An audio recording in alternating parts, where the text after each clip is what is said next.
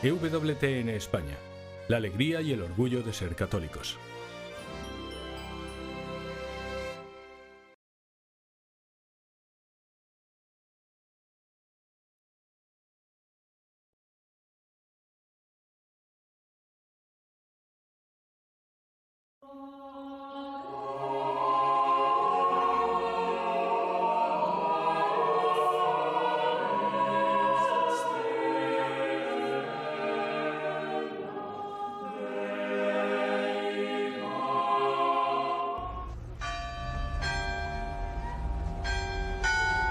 Queridos amigos, estamos aquí en Lourdes. Decir Lourdes es decir la Virgen Santísima, decir la Inmaculada Concepción, es decir un lugar privilegiado, escogido por ella misma para manifestarse de un modo asombroso, realmente asombroso, a una niña asmática de 14 años, el 11 de febrero de 1858.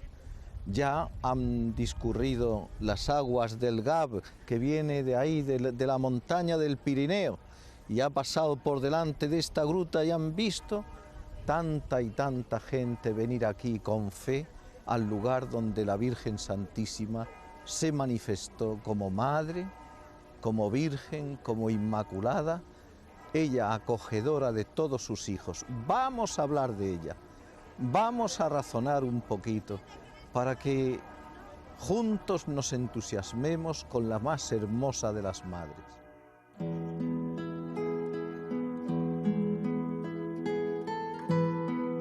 La exégesis moderna ilumina este texto desde otras perspectivas que nos hacen también entender que aquí, en el saludo del ángel a María, se contiene también la verdad de su concepción inmaculada.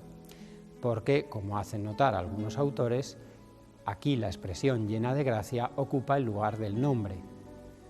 Es algo de lo que todos tenemos experiencia. Cuando encontramos una persona, un amigo nuestro, al cual hace mucho tiempo que no le vemos, enseguida lo saludamos llenos de alegría y le decimos: hombre, qué alegría verte. Y luego viene el nombre: José, María, Pedro. ¿Cómo estás? Más o menos este esquema, esta estructura es la misma que sigue el arcángel.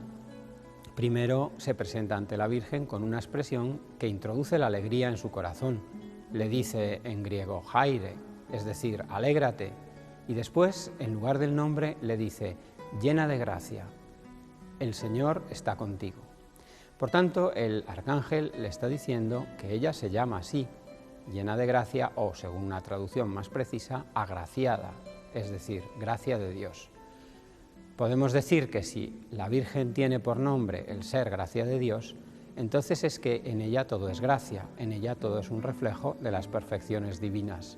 Y por tanto, en este sentido, en la Virgen no puede haber nada que sea manchado, que sea impuro, no puede haber nada de pecado.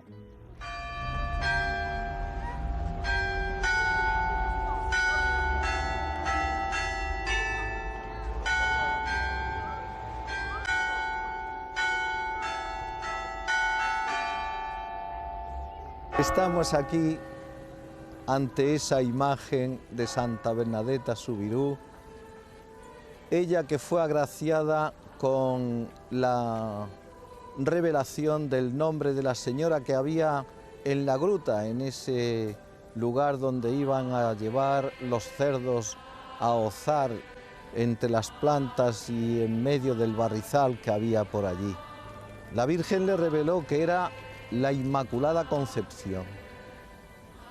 El dogma de la Inmaculada Concepción se fundamenta bíblicamente en el texto de Génesis 3:15, cuando Dios, dirigiéndose a la serpiente, le dice: pongo enemistades entre ti y la mujer, entre tu descendencia y la suya.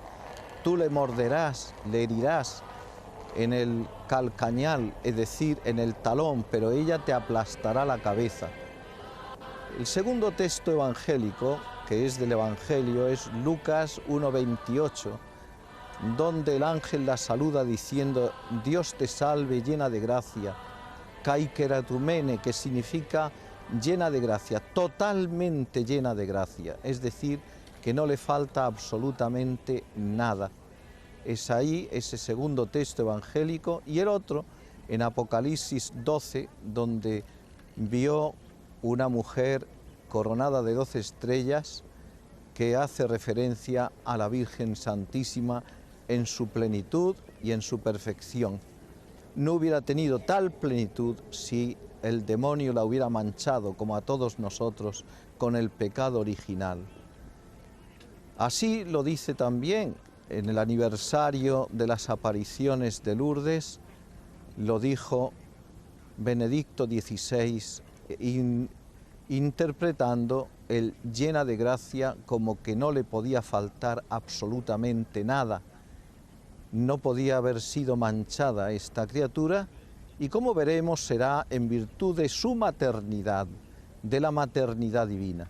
Pero esto es otro asunto que tendrán que acompañarnos para ir poco a poco penetrando cada vez más en este dogma de la Inmaculada Concepción, en este santuario, en el santuario de la Virgen de Lourdes, justamente donde la Virgen lo dijo 4 años después de que el Papa Pío IX promulgase este dogma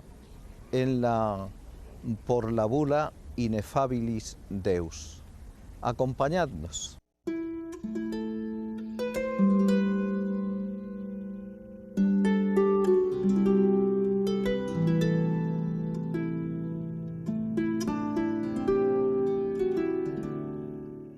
Estamos una vez más aquí en el santuario de Nuestra Señora de Lourdes, y me gustaría hablarles de cómo los santos padres siempre consideraron a la Virgen Santísima como la segunda Eva. San Justino, San Ireneo, Tertuliano, San Cirilo de Jerusalén, todos han hablado de la misma manera, siempre hablando de que es la segunda Eva porque ella deshace el nudo que nos hizo la primera Eva. El pueblo cristiano entero ha deseado y ha hecho y ha procurado en todo momento defender a la Virgen como inmaculada. El pecado y ella no tienen nada que ver.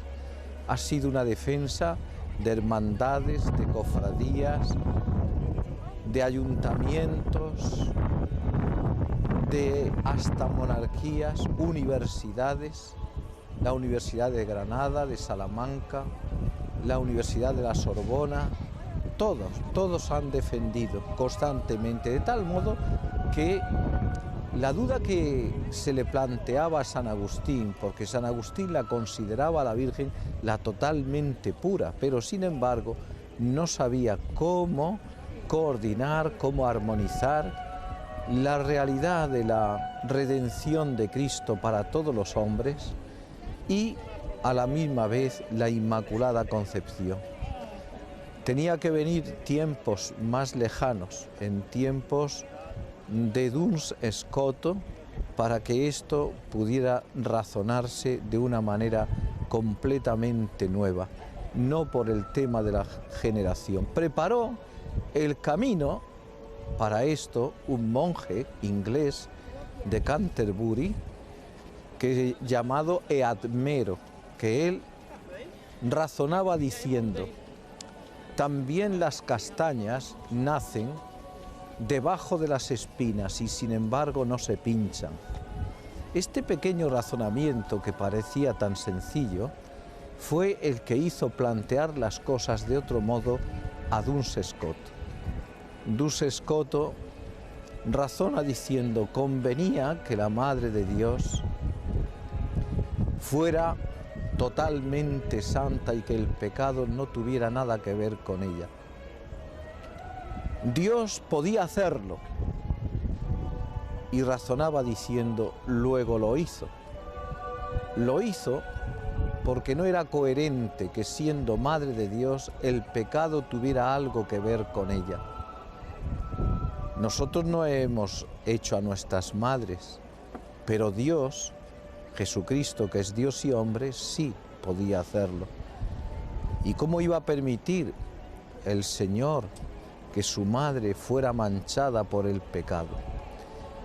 Y entonces de ahí dio pie ad un escoto para razonar diciendo: ella es la primera redimida, pero de un modo más admirable que todos nosotros, por una gracia primera, es decir, la gracia de preservarla del pecado, en virtud de los méritos de su Hijo, es decir, se le concedió una gracia antecedente que la libraba del pecado en virtud de la cruz de Cristo, del sufrimiento de Cristo, y así se armonizaba perfectamente la realidad de la redención de todos los hombres por medio de Jesucristo y a la misma vez su inmaculada concepción.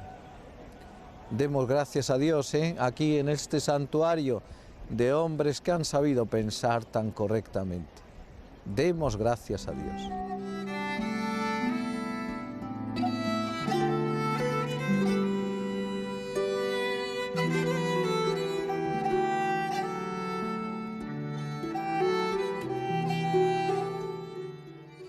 La maravillosa historia de la Virgen ilumina el sentido de tres palabras, que se emplean continuamente, pero con frecuencia de manera confusa o equívoca.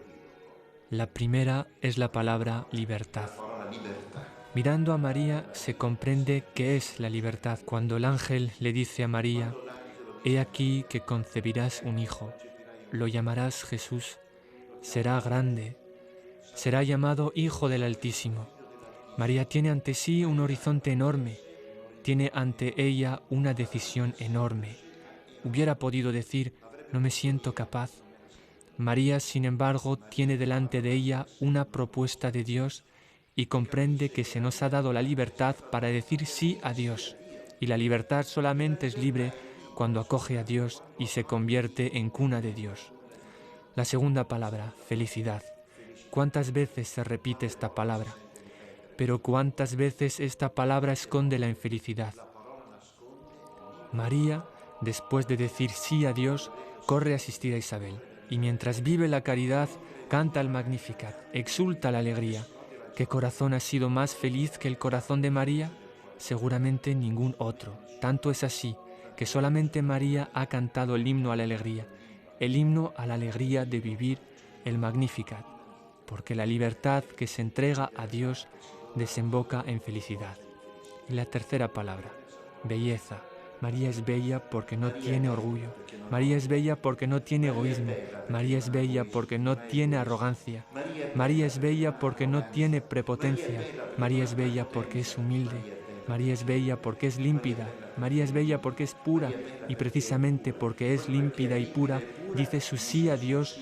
El sí estalla en alegría y su rostro se convierte en el rostro más hermoso de todas las criaturas que haya habido jamás en la tierra.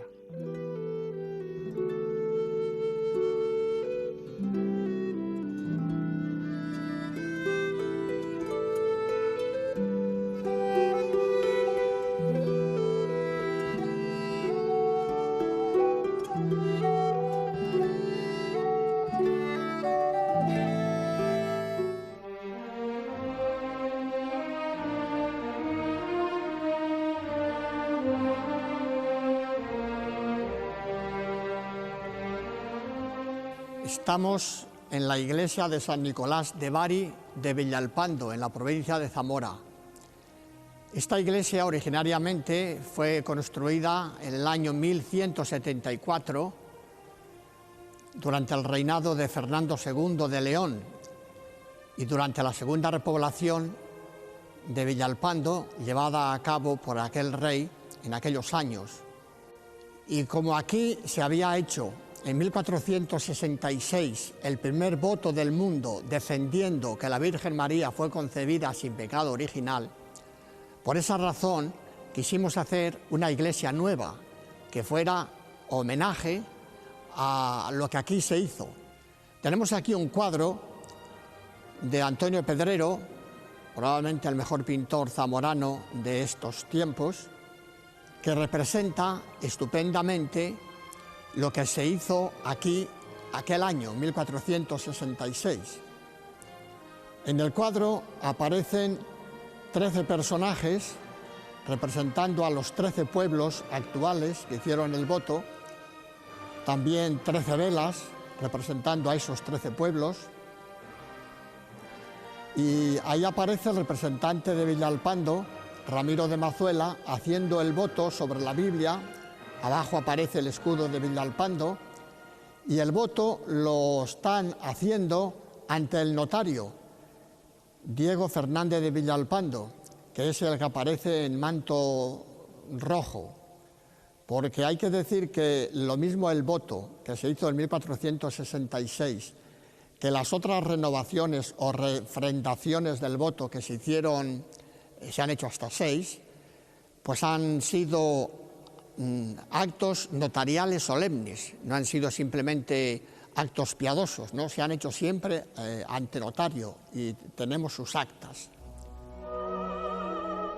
Declaramos, proclamamos y definimos que la doctrina que sostiene que la Beatísima Virgen María fue preservada inmune de toda mancha de la culpa original en el primer instante de su concepción, por singular gracia y privilegio de Dios omnipotente, en atención a los méritos de Cristo Jesús, Salvador del género humano, está revelada por Dios y debe ser por tanto firme y constantemente creída por todos los fieles.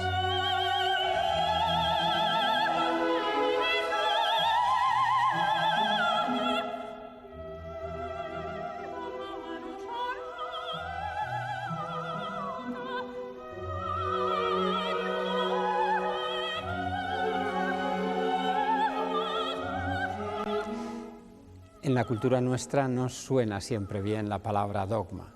En realidad, con esta palabra no se quiere decir nada de impuesto en modo arbitrario por la autoridad de la Iglesia, sino que con la palabra dogma se quiere decir simplemente que aquellas verdades que encontramos en la revelación, que la misma palabra de Dios nos ha transmitido, son proclamadas de un modo oficial por el magisterio de la Iglesia como verdades reveladas, de forma que son formuladas también por el magisterio de la Iglesia, de forma que no pueda haber error sobre ellas dentro del pueblo cristiano. Los motivos válidos para definir un dogma pueden ser de naturaleza diversa.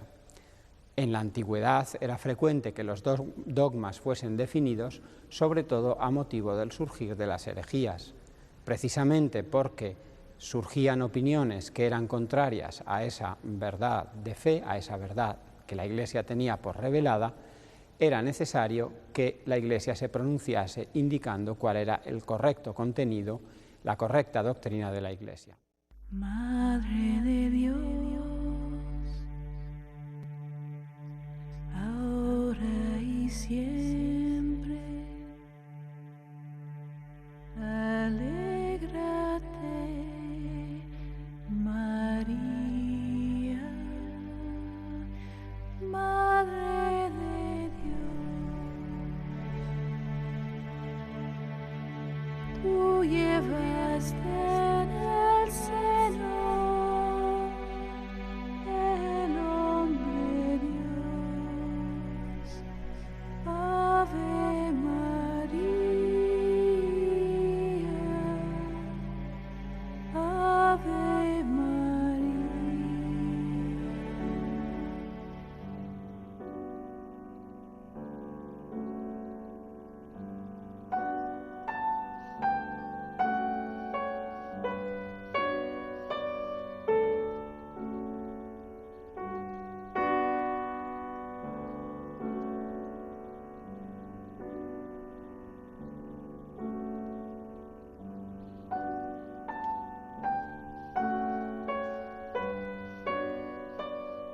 Detrás de mí está la Virgen de Lourdes.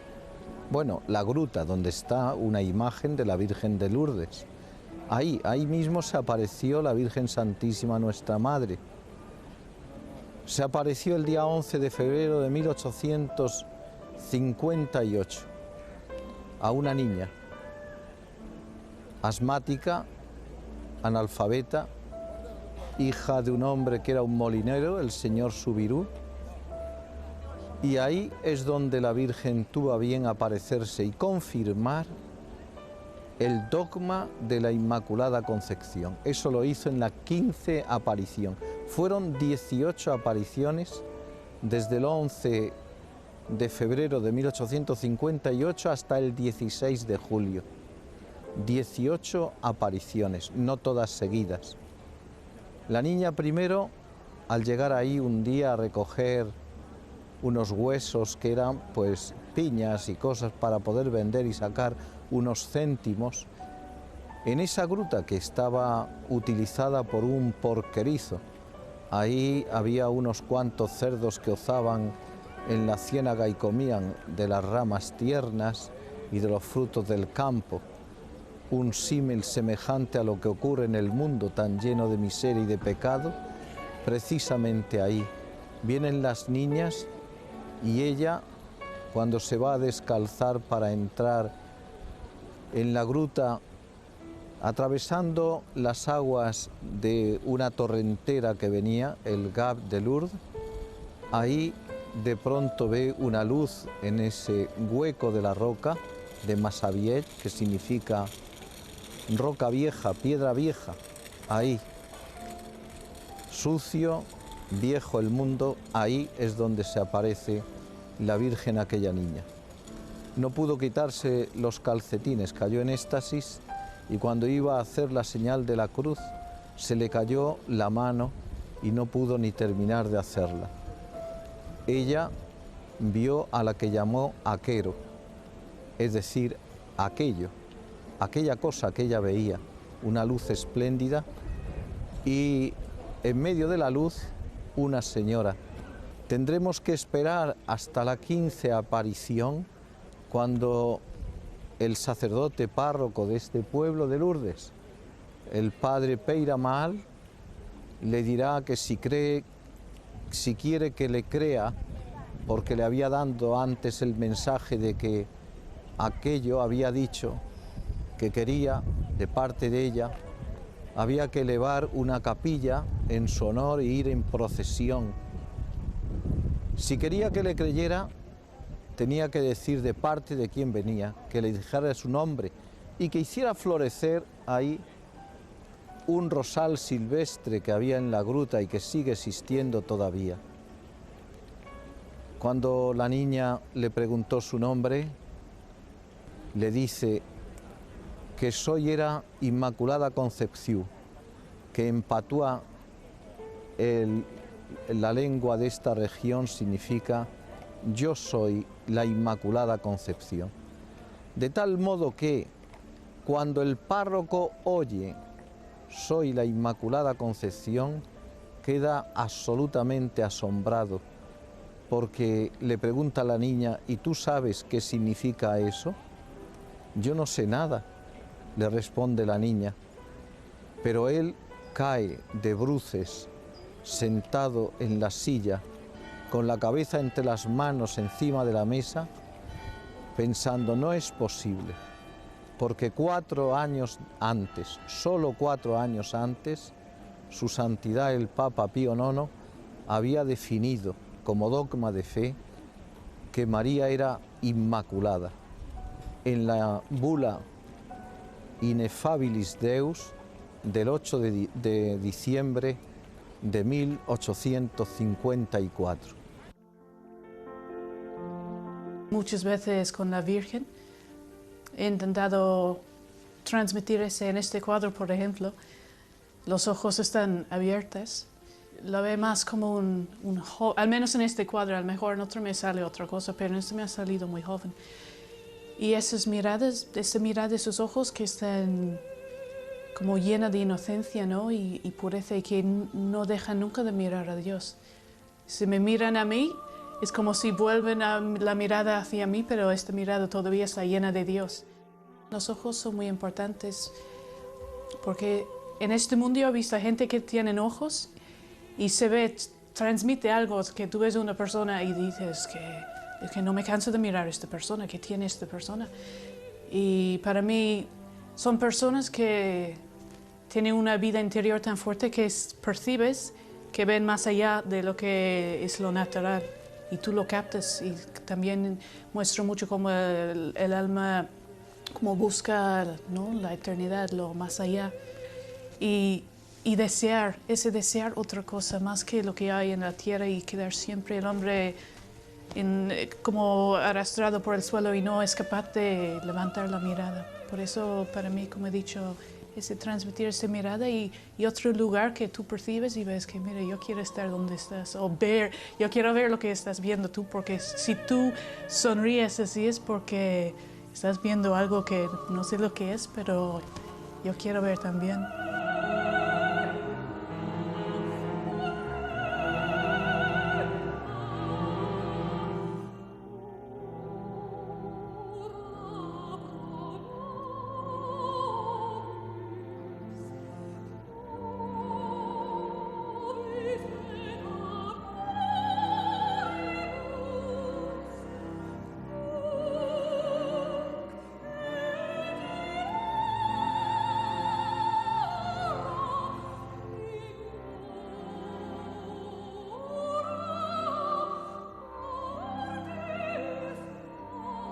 Pues yo la Inmaculada, veo yo la Inmaculada, la síntesis de la pureza, de la virginalidad, la síntesis del ejemplo de una madre. Hay que poner mucho del espíritu, porque no se pueden transmitir sentimientos a través de una imagen si no va llena o impregnada de un convencimiento de la fe que se tiene.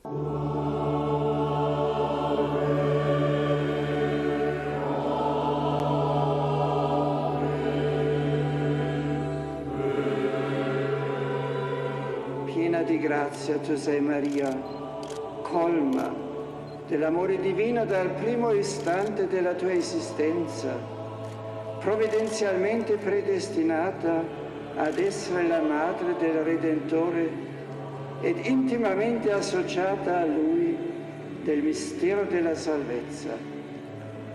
Nella tua Immacolata Concezione rifulge la vocazione dei discepoli di Cristo, chiamati a diventare con la sua grazia santi e immacolati nell'amore.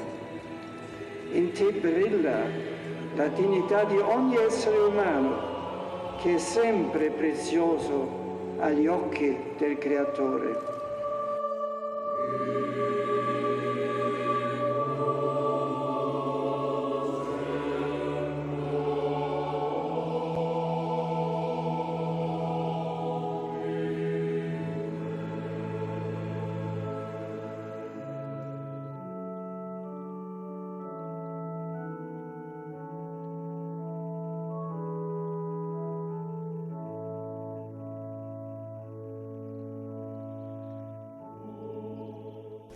La Virgen se apareció aquí no por gusto, no por hacernos una visitita, sino para procurarnos a todos la salvación, porque todos somos hijos suyos.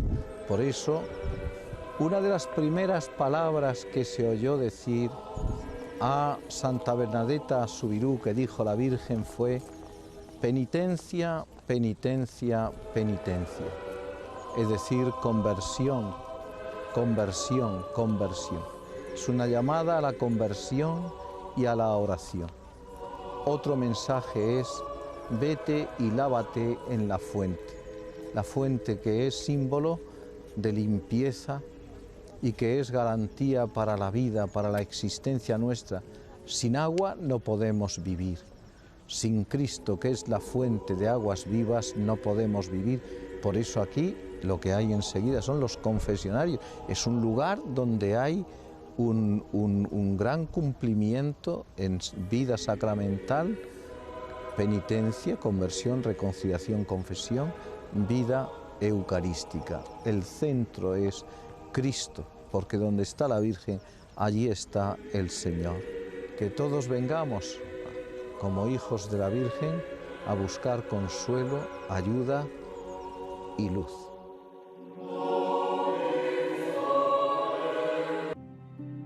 Ángel de mi guarda, dulce compañía, no me desampares ni de noche ni de día. No me dejes solo, que me perdería, hasta que amanezca en los brazos de Jesús, José y María.